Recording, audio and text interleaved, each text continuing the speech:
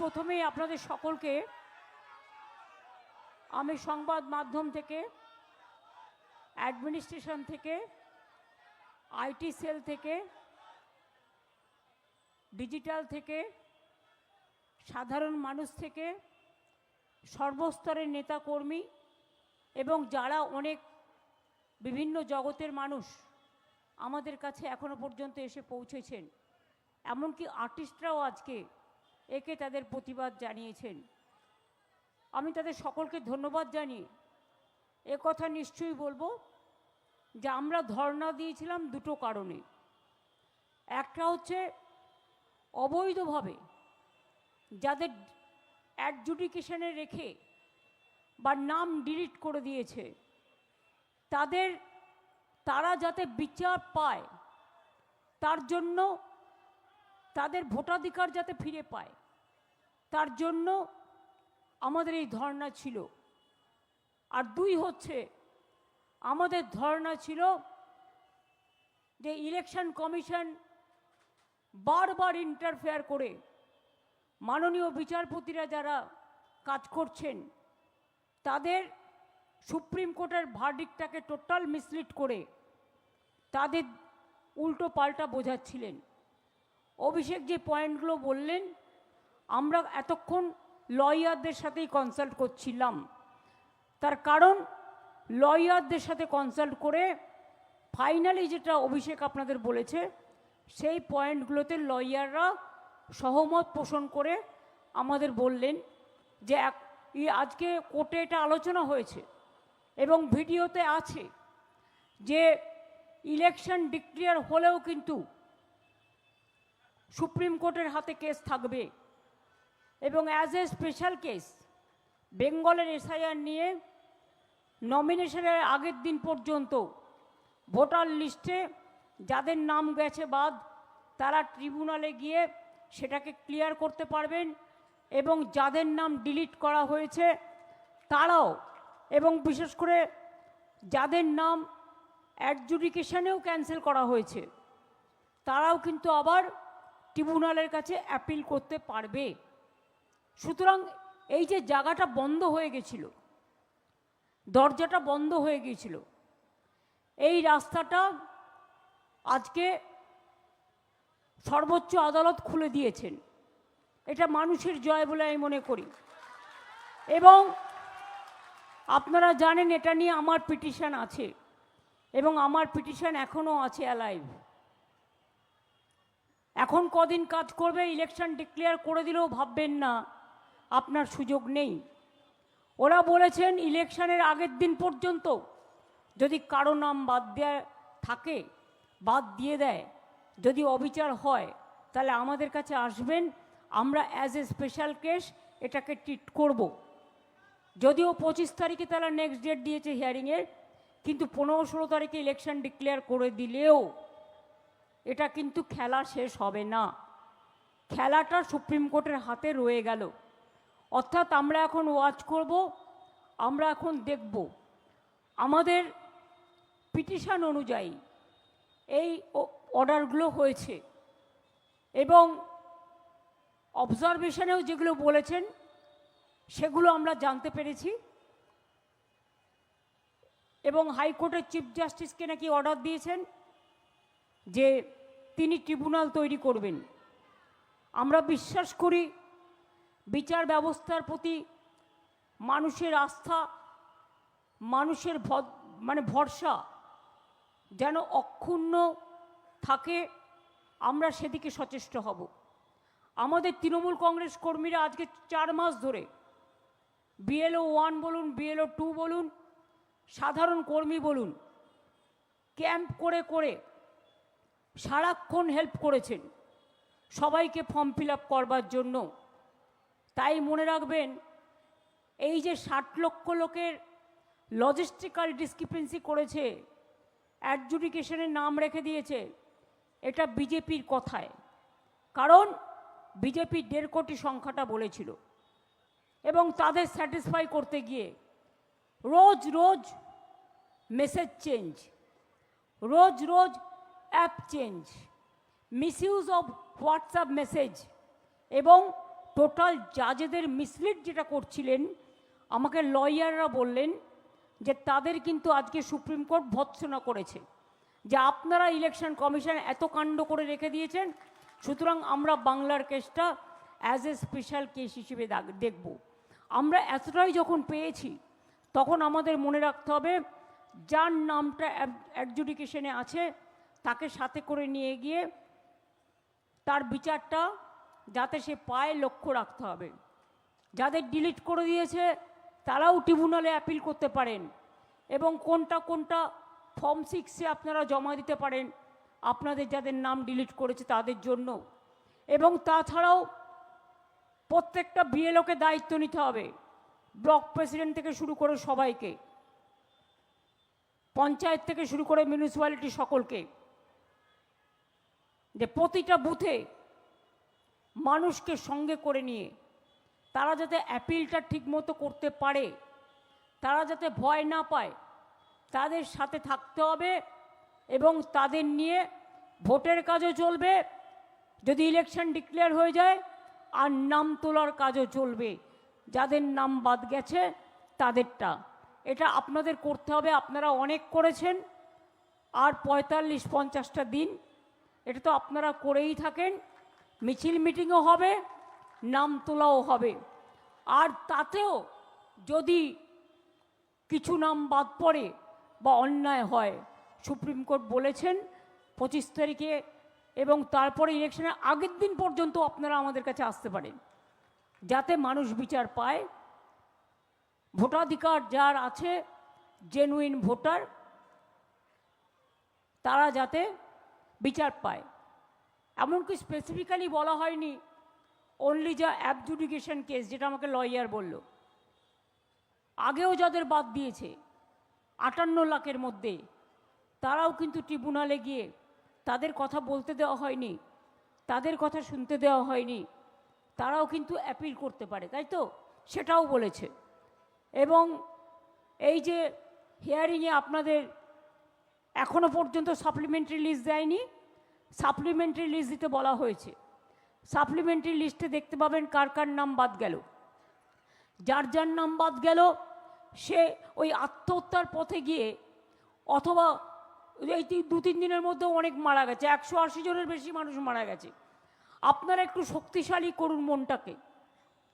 লড়াই তো বাংলা জানে, আমরা তো সবাই আছি, সমস্ত সমষ্টি, সমস্ত ধর্ম, সমস্ত বর্ণ, সমস্ত জাতি, সমস্ত ভাষা, আমরা বিভেদ নয় ঐক্য চাই। যে কোনো মানুষের বিপদে সে অন্য দলের কর্মী হলেও যদি সাহায্য চায় আমরা করে দেব। এবং আপনারা মনে রাখবেন ওদের অনেক মিনিস্টার, এমএলএ, এমপিরা এসে বসে আছে বিভিন্ন জেলায়, বুথে বুথে ঘর ভাড়া করে, হোটেল ভাড়া করে। আমাদের ইলেকশনের সময় বাইরে থাকতে হয় প্রাইভেটে বলে, ওই কটা দিন হোটেল ভাড়া করতেই জান বেরিয়ে যায়।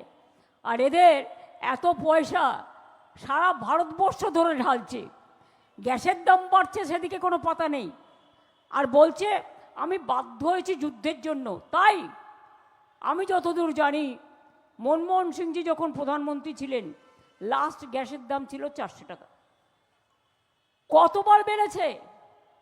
আজকে ছোট গ্যাস 1100 আর বড় গ্যাস 2100। এরপর পেট্রোল,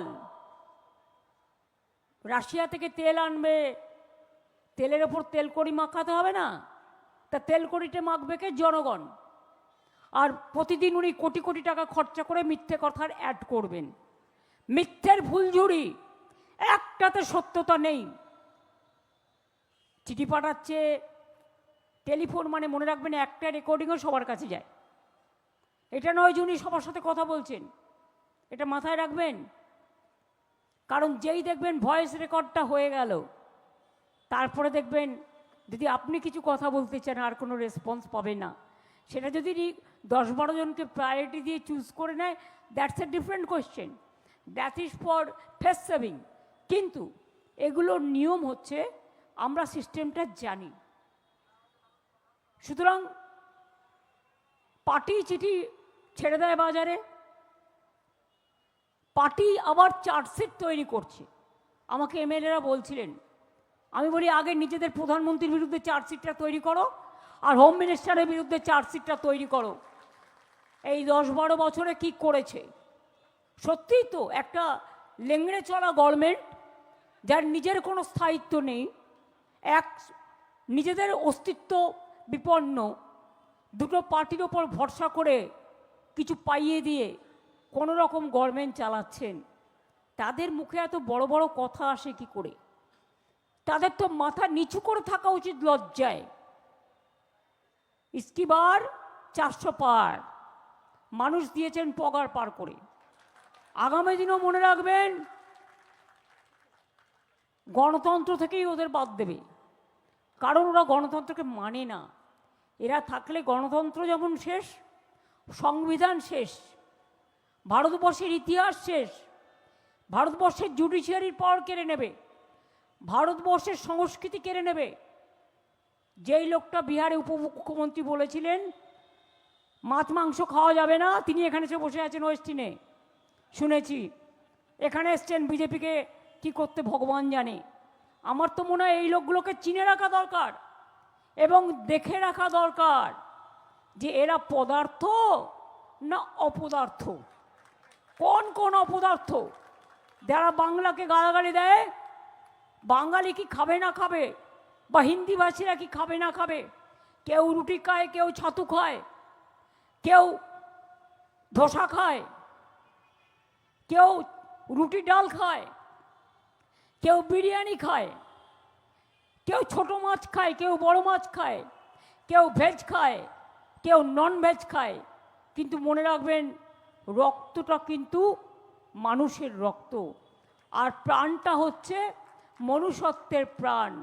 তাই সবাই মিলে একসাথে থাকলে দেশটা ভালো থাকে। আর কত ডেড বডি আমরা দেখব,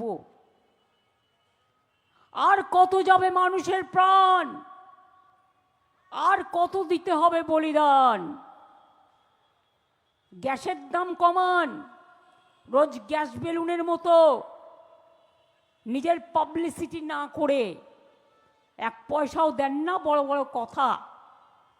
পাবলিসিটিতে যে টাকাটা খরচ হচ্ছে সেই টাকাটা তো সাবসিডি দিতে পারেন, অন্তত কিছু না হলেও 1 টাকা হলেও কমতো, 5 টাকা হলেও কমতো।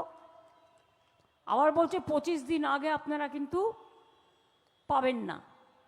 তার মানে যার গ্যাস ফিরিয়ে গেছে সে কি করবে? তার জীবন পুড়িয়ে যাবে। স্টোভ জ্বালাবে, উপায় নেই, কেরোসিন নেই, তো কোথায় যাবে? মাটির উনুনের যে করবে, কাঠটা কোথায় পাবে? তাহলে তো তাকে জঙ্গলে যেতে হবে।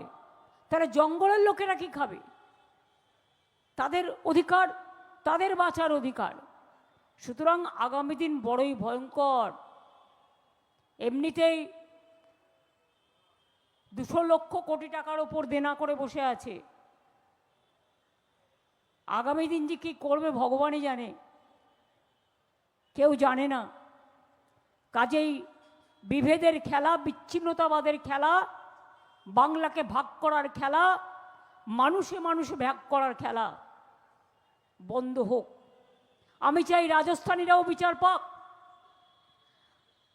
জৈনরাও বিচার পাক, বুদ্ধিস্টরাও বিচার পাক, মতুয়ারাও বিচার পাক, তপশিলীরাও বিচার পাক, আদিবাসীরাও বিচার পাক, মুসলিমরাও বিচার পাক, খ্রিস্টানরাও বিচার পাক, শিখরাও বিচার পাক। যত ধর্ম আছে, যত বর্ণ আছে, যত সম্প্রদায় আছে, সবাই বিচার পাক। ডালমে যদি কালা কুচ না থাকতো তাহলে 1 মাস আগে গভর্নর কেন চেঞ্জ করতো? ছোট্ট একটা কোয়েশ্চেন আপনাদের বলি, আর সাংবাদিকরা তো আমাকে কত কোয়েশ্চেন করে, আমি যখন সময় থাকে ওদের প্রত্যেকটা কোয়েশ্চেনের উত্তর দিই, আর যখন সময় থাকে না বলি ভাই অনেকক্ষণ হয়ে গেছে, এবার আমার মিটিং আছে, আমি এবার চললাম। আজকে ইলেকশন কমিশন কেন উত্তর দিতে পারেননি? উত্তরটা দেবেন কি করে? উত্তরটা তো জানা নেই। ওনার উত্তরটা তো বিজেপি তৈরি করে দেন, তা বিজেপি হয়তো তৈরি করে দিতে পারেনি। বিজেপি বলেছে নাম কাটো, ওই যে 1.5 কোটি ওনার টার্গেট, ভোটের আগেই ভোট করে দেবেন তাই মনে রাখবেন, আমি নিজে পিটিশন করেছিলাম, not as a chief minister or as a lawyer, as a কমনার, সাধারণ মানুষ হিসেবে। এবং প্রথম দিনের খাতাটা আমি খুলে এসেছিলাম, এবং বাদবাকি লড়াইটা আমাদের আইনজীবীরা করছেন। আমাদের সাথে কথা বলেই যতটা পারা যায় আমরা আশা রাখি, supreme court is the highest judiciary and Calcutta হাইকোর্টের চিফ জাস্টিসের ওপরেও আমাদের ভরসা আছে। আমরা মনে করি জেনুইন ভোটারদের নাম যাতে বাদ না যায়, সেটা আমাদের আবেদন নিবেদন থাকবে। এবং সিইসি যে বাড়াবাড়ি করছিল, এবং তারা যে মিসলিড করছিল, এবং তারা যে কনফিউশন করছিল, এটা কিন্তু সুপ্রিম কোর্ট আজকে বলেছে। যদি ভিডিওটা পুরো শোনেন তাহলে দেখতে পাবেন।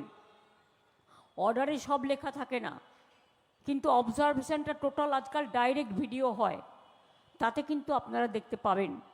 সুতরাং আমি বলবো, চিন্তা না করে, আত্মহননের পথ বেছে না নিয়ে, মনটাকে দুর্বল না করে অ্যাপিলেট অথরিটির কাছে যাবেন।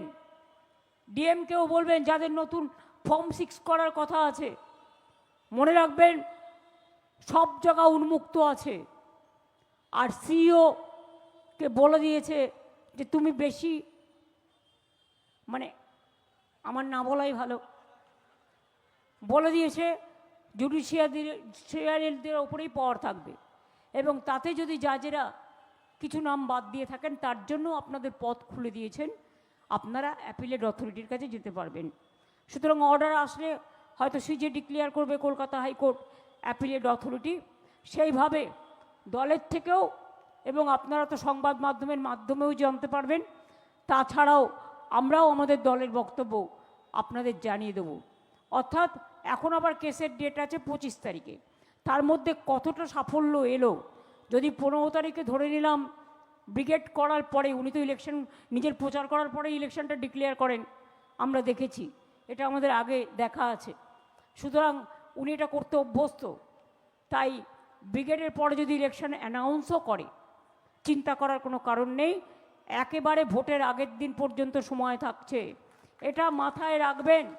এটা কিন্তু আজকে বলা হয়েছে অবজারভেশনে, এবং আমাদের বলা হয়েছে আমাদের লয়ারদের যে আপনারা আমাদের জানাবেন, এমনকি ইলেকশনের আগের দিন পর্যন্তও জানাতে পারেন যদি মানুষের ভোটাধিকার না থাকে, জেনুইন ভোটারদের কাজে। এই অবস্থায় অভিষেক তো বলেই দিয়েছে, ইলেকশন কমিশনে চলে গেছে, এবং কোর্টও আজকে কোর্টের কেসের অর্ডার দিয়েছেন। Let us watch, let us C,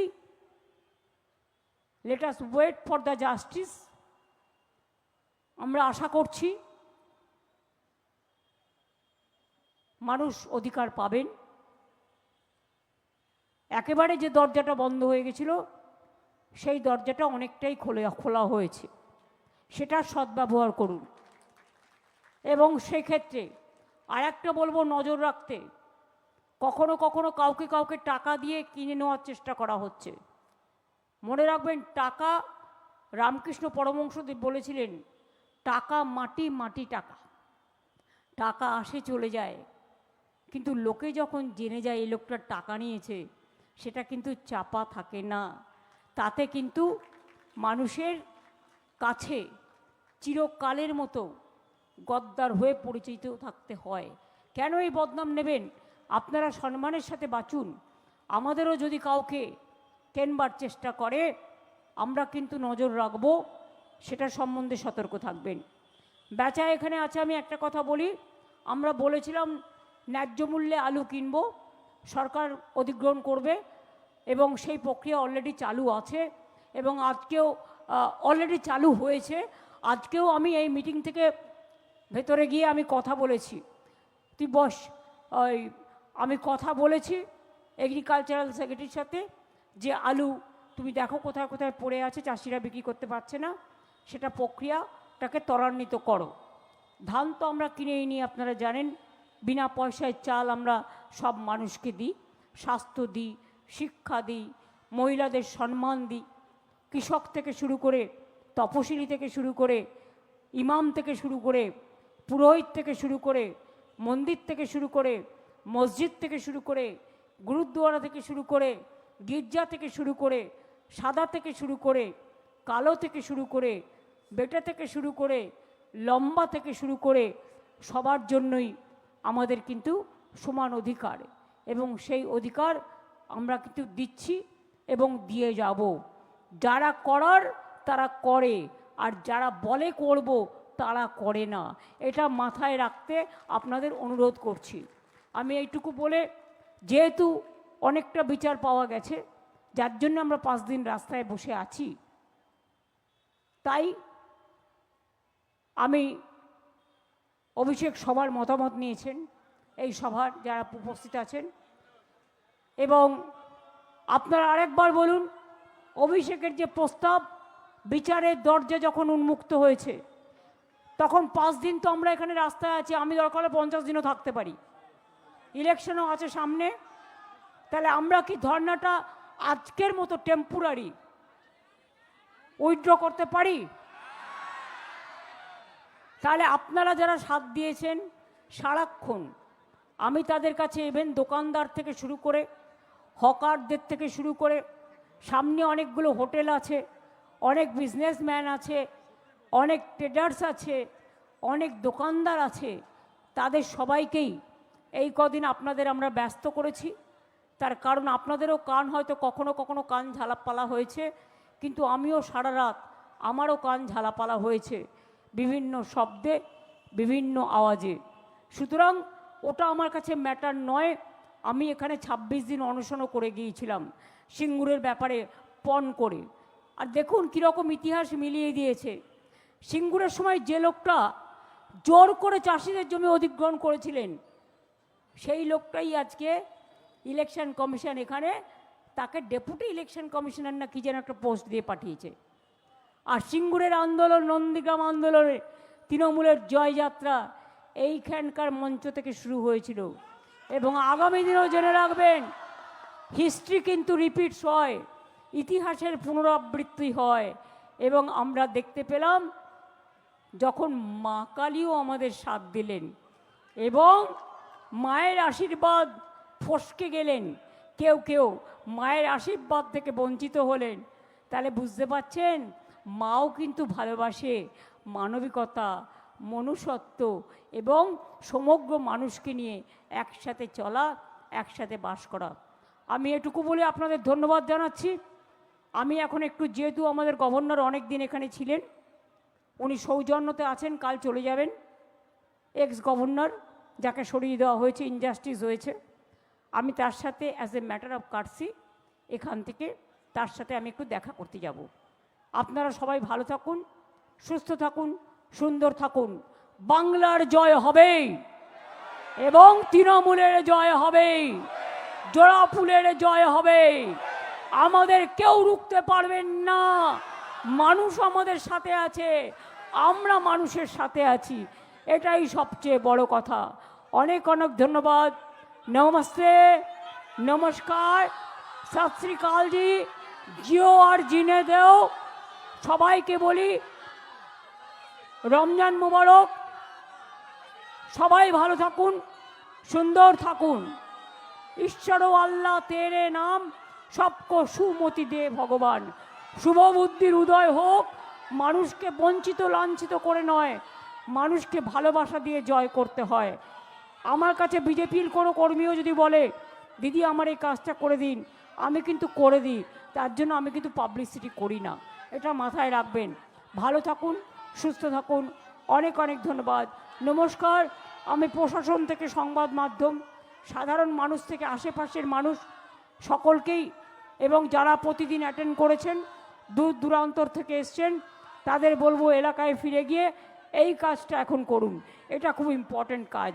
এবং দলের অফিস থেকে অভিষেক রেগুলার টাচে থাকবে।